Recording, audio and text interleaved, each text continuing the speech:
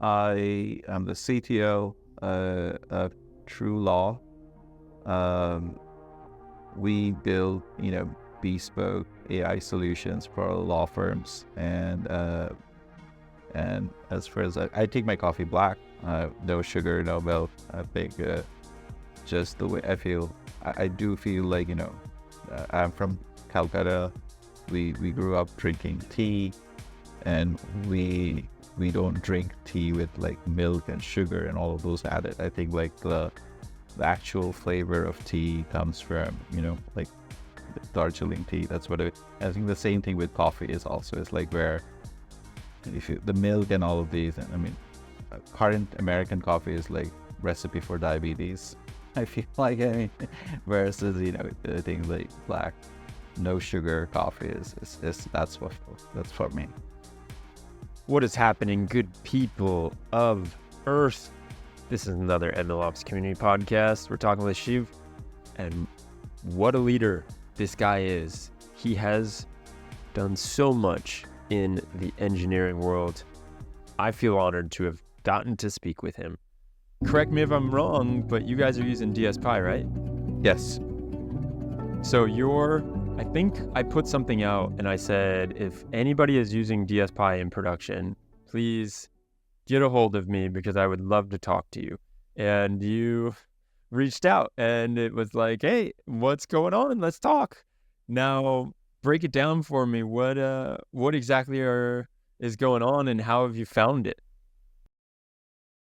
So, we were experimenting with prompting as usual. I think, as things were coming along, aside from zero-shot prompting, and we played around with LangChain at the time, and there's always this notion, I think I resonated a lot with Omar's notion that, these prompts are brittle, and if you change them here and there, this sort of breaks. And at the time when the LLMs were, the GPT revisions were much faster, or we wanted to experiment with other LLMs, there was definitely a lot of changes to the prompt we needed to make in order to get this, the result. Now things have over time has improved, I'm sure.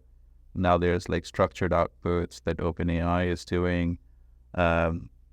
But at that time, this was not so easy, and there was a lot of these kind of like changes to the prompt that we had to continuously make. And that sort of resonated quite a bit. I mean, I worked at Databricks before, so I had Mate in my sort of like LinkedIn, feed. And I think from there, I kind of learned about DSPy, or DSPy. I think that's what we call it now. Yeah, they always called it. I guess that's.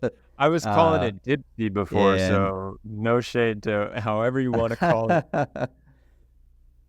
And I mean, I think I went through a couple of these videos that Omar has put out, and I think I resonated very strongly, especially in the context of what we were doing. That it's modular. It's the idea there is that you sort of like the optimizers make a lot of sense in terms of how you can actually iteratively improve this, and you still have to kind of go through and we can talk about that later, but you still have to go through this limitation of like the optimizers still take a bunch of examples to sort of like optimize on. And so but in cases where you are doing that and where you have those limited examples that you can show to sort of like mimic what you're looking for, I think that this is a better that sort of makes a lot of sense. I also really like the sort of the pi aspect of DSPy is that it's very like PyTorch. It's very modular in nature. So from a programming point of view, I think it was very modular, and we can go a little bit over the sort of like stack on the retrieval side that we have done, and it was easy to use different re-rankers. It was easy to use those things. So, so I think that's why we stuck with DSPy. I mean, we also use this for generating data, synthetic data in some cases, but nice. But yeah. Yeah, we can talk about the synthetic data in just a second, but the burning question that I have is, aren't you afraid that DSPy is basically a research project and it is not necessarily something that you want to put that much faith into? Yeah, I mean, like the thing is that we obviously have made changes. So the way this works is like, you clone the repo yourself and you're making changes along the way because you obviously, when our upstream change is going to get pushed in. I mean, that way, actually, the community has been pretty good. I mean, we have pushed one or two changes that got accepted very quickly. Uh, but yeah, I mean, at the end of the day, I mean, it's Python code. You're looking at it and kind of like seeing the thing, and that is also true for the lang chains of the world. But there were certain, I mean, that was the one of the good things I also felt in DSPy because of its modular nature in how it works. You can kind of write your own module also. And kind of like see how it works versus again, I maybe I made mistakes when I was doing this kind of changes in LangChain. I felt like you kind of had like your chain had to go through a lot of layers to kind of make the same sort of changes versus in DSPy. Like we were using our own re-ranker. It was easy to sort of like use that as a different module and then plug it into the framework whereby you're still calling this DSPy retriever. I mean, the object hierarchy and the calling is just better and modular in my opinion. In general, like, I mean, there's always that thing whereby, what you're doing. I mean, first of all, the nice thing is that, this is code that is just running on your servers. Bunch of like our use cases is not, it's really latency bound rather than anything else. And you can enable tracing and basically see the sort of like calls that you're making. Actually, one of the things that we have done, which has been quite helpful, is that because of the chaining and the hops that are happening and the sort of like query rewriting that happens, we kind of have exposed that intermediary step to the end user. So, they get a good sense of like what is happening and how the query is becoming, more contextualized with the content that they're searching from where they started. So I think in some of those cases that visibility and observability actually has helped in also the product in terms of what we have done. Yeah, it's fascinating to me because DSPy is the one open source tool, I think, out there that does not have a big, well-funded VC behind it and a company that just got all that money from the VC, I think. And so you see that there's an incredible community and there's a lot of people and a lot of energy around it. But I know that some folks get a little scared because there isn't a company that is, in a way, giving it that stamp of approval and saying like, yeah, we're going to be the shepherd of this open source tool. Yeah, I mean, that's a very interesting point. Yeah, I mean, I think you were right. Like, why LangChain has funding and, that got started and not DSPy. I think that's a very good, I mean, there's definitely, the first mover advantage of these things and, how much active development goes on and stuff like that. I think with DSPy and my, sort of like gut feeling here is that because there's this subtleties around improvements and the iterative improvements it happens, like the prompting that happens over in the back, that's probably not as exposed as in LangChain. I mean, in LangChain, you're still sort of like explicitly calling out, particular like chain of thought or something like this very explicitly.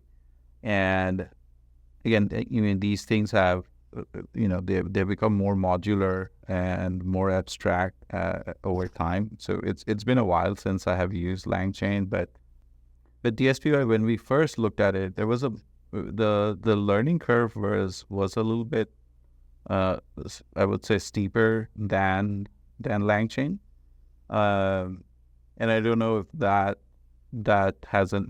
causes adoption issue, or like that's kind of where. But ultimately, it is a very fascinating thing that these are equivalent systems.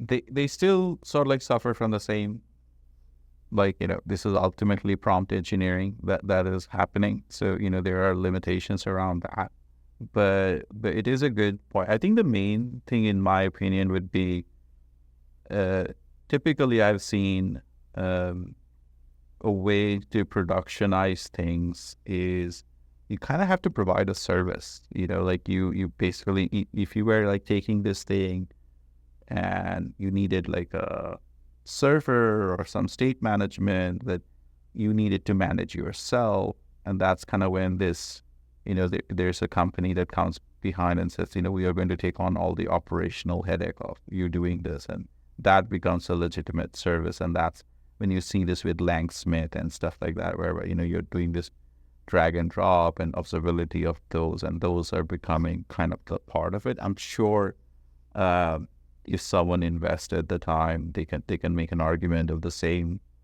sort of suite of things that LangChain has done on the DSPy side of the world. But yeah, I mean, if you just think of it as a framework and an SDK and and a library that you're kind of like using, then most people will be like, well, I'm kind of like running it. All this code and server stuff is running under my environment. What is the point of this? But yeah, so I think you have to sort of like always associate a service with this, which may or may not, like you have to think through like what that would be, and that probably would justify, sort of like building out a company. Well, okay, so getting back to what you're working on, you have a RAG use case, right? And you mentioned that sometimes DSPy is the interesting route, and then other times you fine tune. And I would imagine other times you just, you don't do much, and it's like naive RAG, as they call it. Can you break down these different scenarios and what you found to work best when? So one thing, we have focused on the legal domain. So we build like bespoke solutions for effectively lawyers and law firms. And here, precision and quality matters, trumps over latency a lot. So they want still like search results to be quick, but it doesn't have to be instantaneous in terms of like, your Google search experience, right? Yeah, so, great point. We always had to focus on quality in that way. Also, this demographic of users are not like the best prompt engineers. I mean, they're not thinking in terms of, what is the best way to write a prompt. And I think what we have found out is sort of like the way the questions are posed by a typical lawyer. And it's very important to contextualize that question in order to able to do a better retrieval. And that's kind of where this query rewriting helps a lot. Well, and that's kind of what we are using DSPy for. And then it's very parameterizable, which means, you can determine the number of hops you want to do, and like what is the depth of retrieval you want to achieve, and how many documents you want to see in your top K, and all of those things. And these are again like are kind of important to the lawyer. They're making a call between recall and precision in terms of the number of data that you want to get back. So, and because we could play around with the latency, we don't, again, like I think they understand like the more hops people are doing, you are going to get a little bit better quality with this approach, but at the expense of, the results taking a little bit longer time. And this is especially true in kind of like, very domain specific question answering stuff. For the fine tuning work, we have done some work around embedding models because that's one of the other metrics around times of like, when you're doing the search and the retrieval, the typical way, if the embedding model is just trained on the corpus of data that you're searching on and the queries that you're doing, it's just a better typical match. And again, in domain specific things, this tends to work a bit better.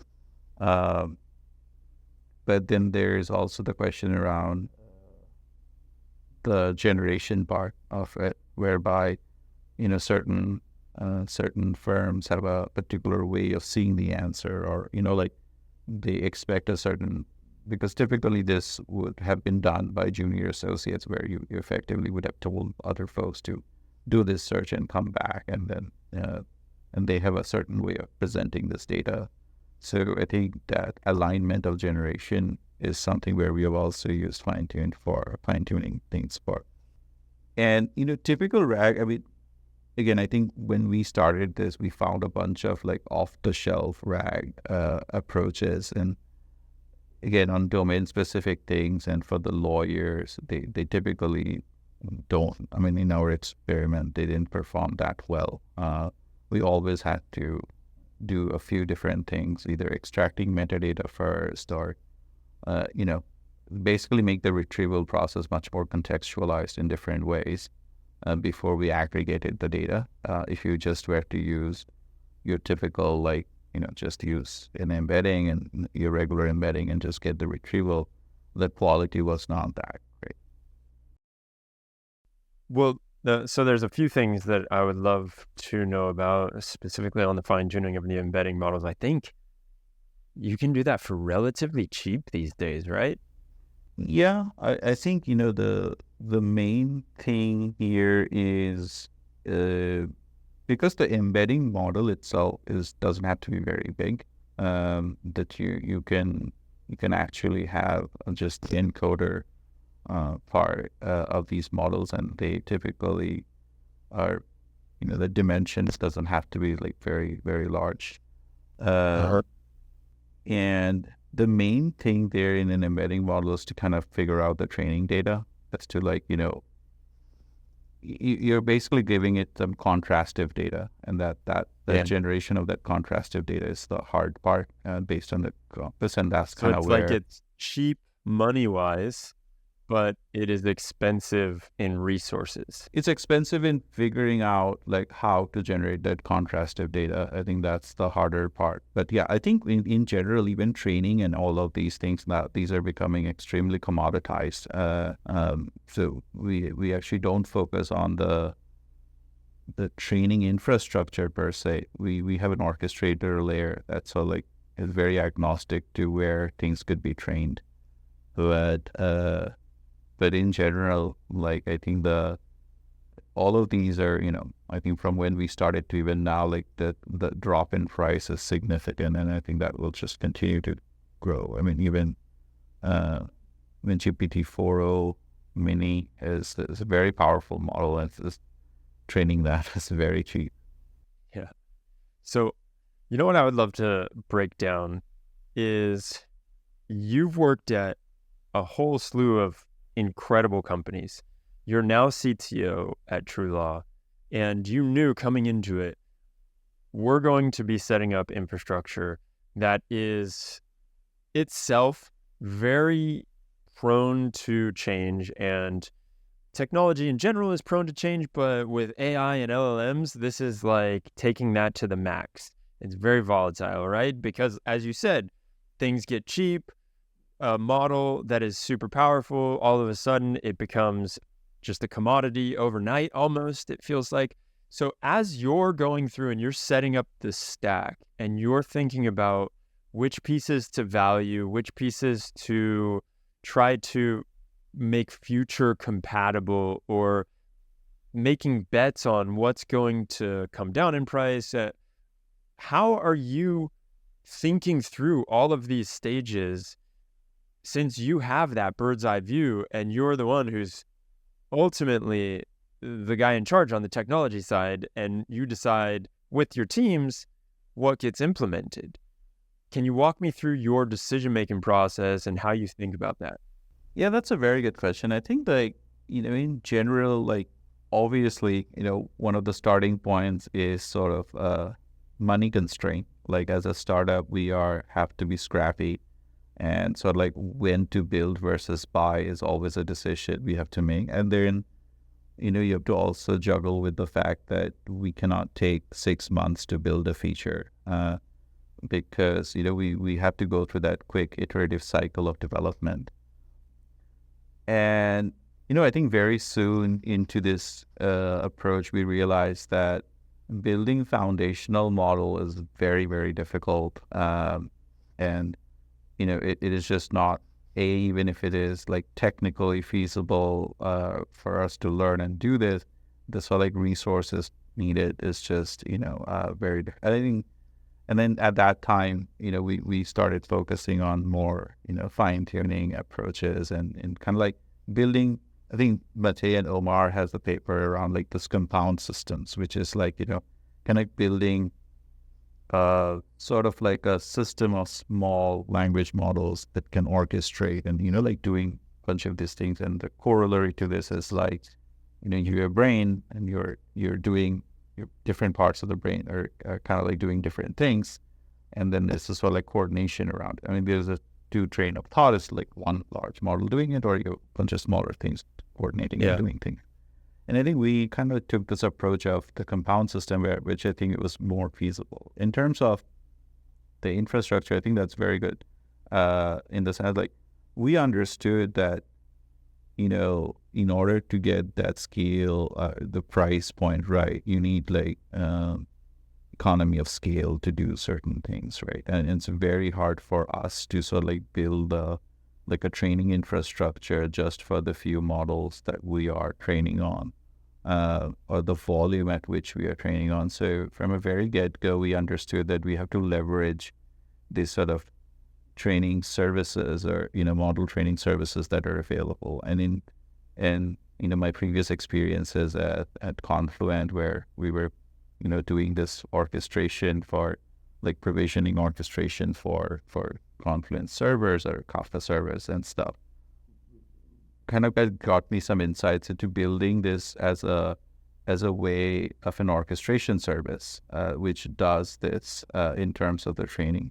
And then there's a sort of like data generation pipeline. So if you think of it, like the way that we have focused and our sort of like all our IP is around this, data generation and how are we fine tuning things, and incorporating into the models. And in that way, it is not too dissimilar from my previous experiences of what I have worked on, which is sort of like this data management and orchestrating that data flow. But the way we have always built our stack is we have always leveraged other SaaS providers in terms of sort of using their infrastructure to train this, and this has both been a blessing and sort of like cost wise, it has been quite efficient.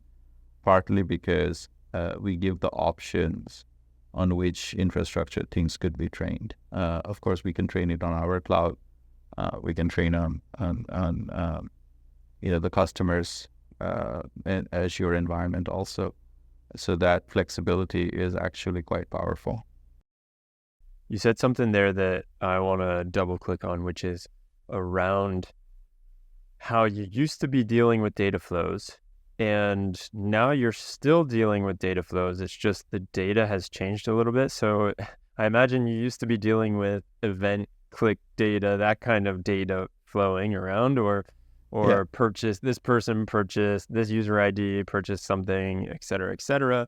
Now you're dealing with prompts, I am assuming, and outputs of those prompts and how you can best bring the output back into the fold to make sure that you're constantly leveling up the pipeline. Is that what I understood? Yeah. Yeah, I mean, in essence, at the end of the day, whether you're doing prompting or fine-tuning approaches, this like input and output, to the way you're talking to the LLMs. And in general, like, yeah, I mean, I think in Confluent, and when we were dealing with, I was in the data governance team also for a few years. It was all about sort of like, the flow of data, and then that particular case was flow of metadata that you have to be worried about, like, from where it is originating into how it is distributed to everywhere else.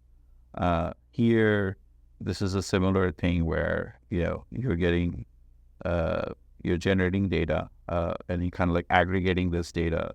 Of course, this is all unstructured data, so the benefits of the LLM is like you're trying to get a decent sense of what this is. But at the end of the day, it is sort of like incorporating the feedback or moving this data or constructing the sort of like training set on what this is. So again, of course, everything is data, and what you're removing with the context of data changes quite a bit. But the sort of like infrastructure that you need, keeping versions of it and things like that, and being redundant and being able to replay back, these are all sort of the same building ethos and engineering ethos around like how you do that. And that has a lot of similarity. So there's stuff that you decided to buy and not build. One obvious one is the LLMs, which I think that is, in hindsight, a very good choice, knowing how much it costs to train them and seeing how quickly they are going down in price. That makes total sense. Are there things that you are a little bit more surprised that you went for the buying option, or you are happy, I guess is how I could frame it, that you bought instead of built, or vice versa? You're happy that you built instead of bought? Yeah, I think so. When we first started, we actually built, I think, with every microservice. Of course, our thing is a microservice architecture, and we needed a communication mechanism between, how they will talk. So you need some sort of mechanics between, this communication mechanics between your microservices. And, we have leveraged, given I'm from Confluent, like I leveraged like Confluent Clouds but ultimately we build a messaging system between these services to handle a bunch of asynchronous stuff. So again, as I said, like most of these work that are dealing with LLM is latency bound. So like asynchronous communication had to be, part of the building stack from whatever we built. And that served us pretty well.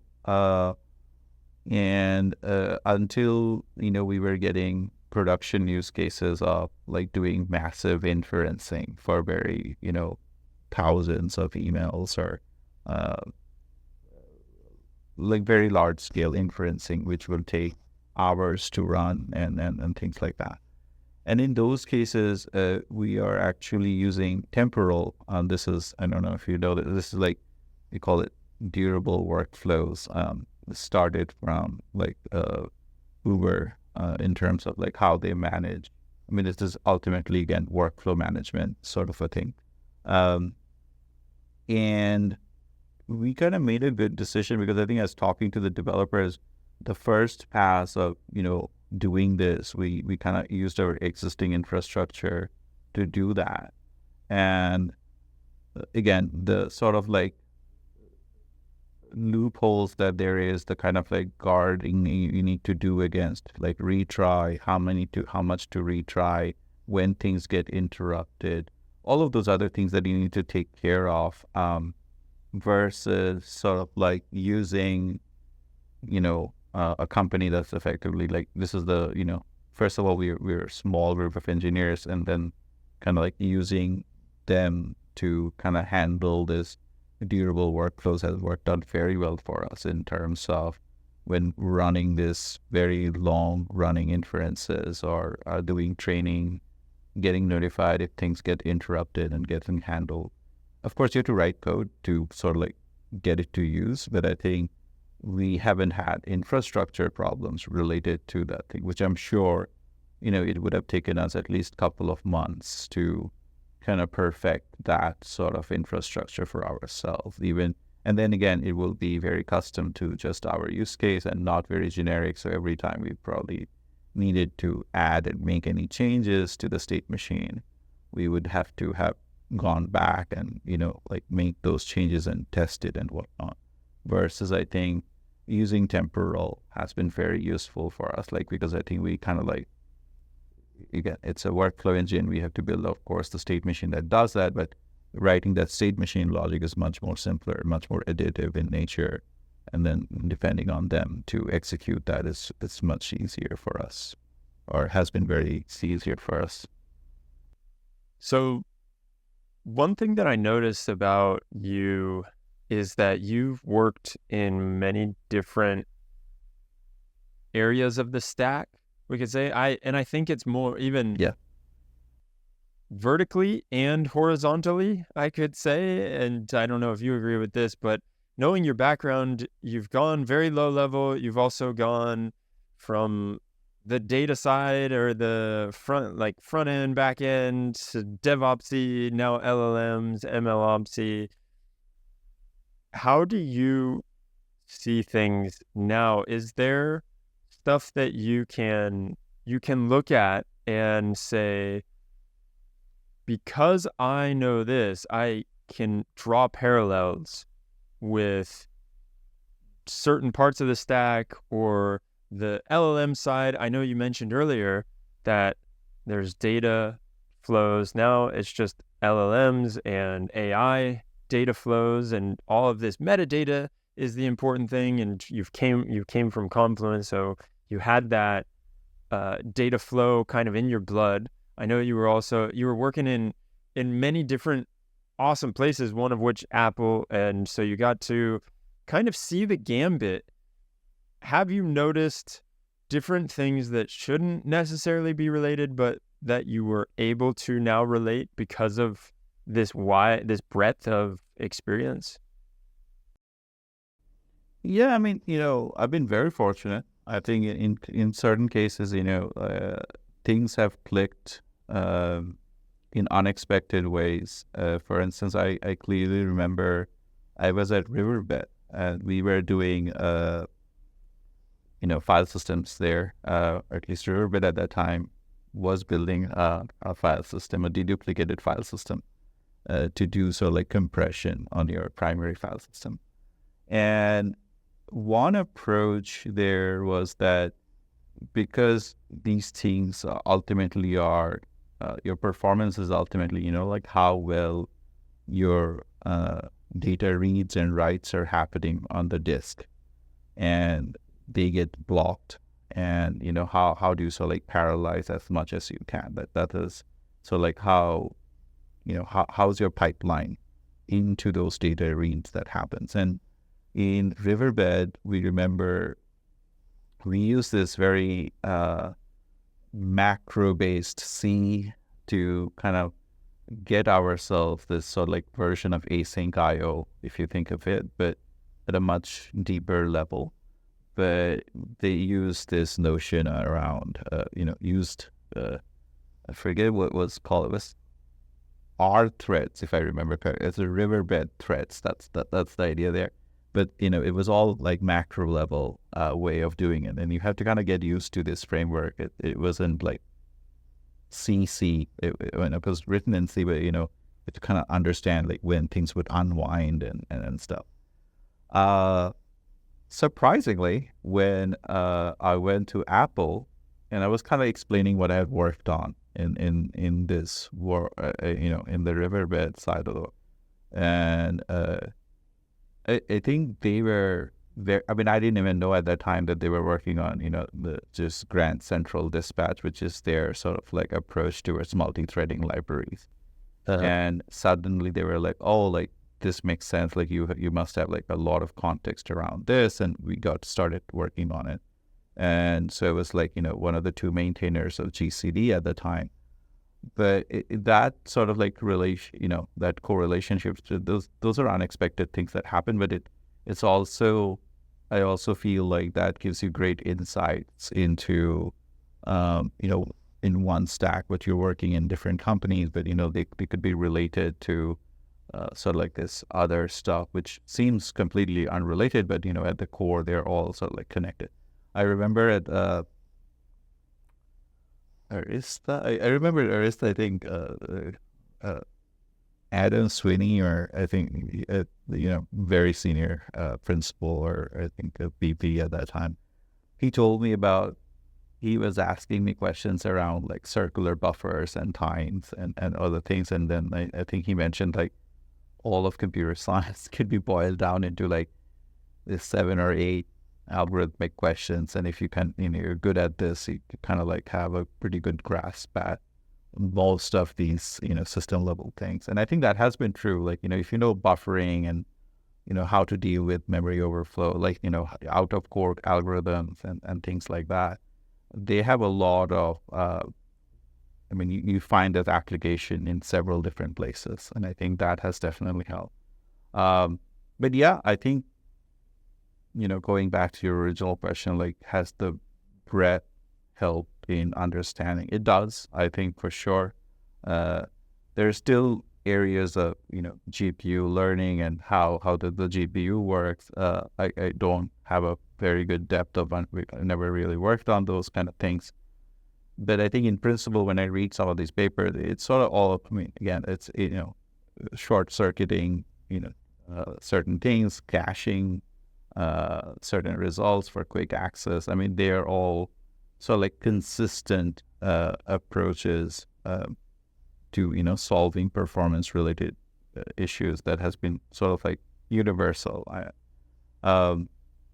think one last thing I should just add, like even at Databricks when I was there, I think one of the very thing that got repeated all the time was that, Spark in general is an amalgamation of all these different concepts, like let's do caching properly, let's do distribution of data, like separate the data separately, and like let's do work on immutability and things like that. So I think and I think that it was repeated quite a bit, like like, are we doing something very revolutionary? But not in any one particular angle, but if you like aggregate all of those features, Spark as a system seems very complete in terms of being able to have implemented all of these sort of like best practices. And I think that was one that was that kind of stuck with me. I think that was true. Like if you look at any particular feature of it, it was kind of like, it had basically kind of gotten from the experience of, what are the issues with other systems, and then kind of like addressed all of those principles in essence. I think that was part of its popularity, and of course the data frame API was very good to access with the declarative idea around it. But yeah, so many great teachings. Awesome, dude. We'll end it here.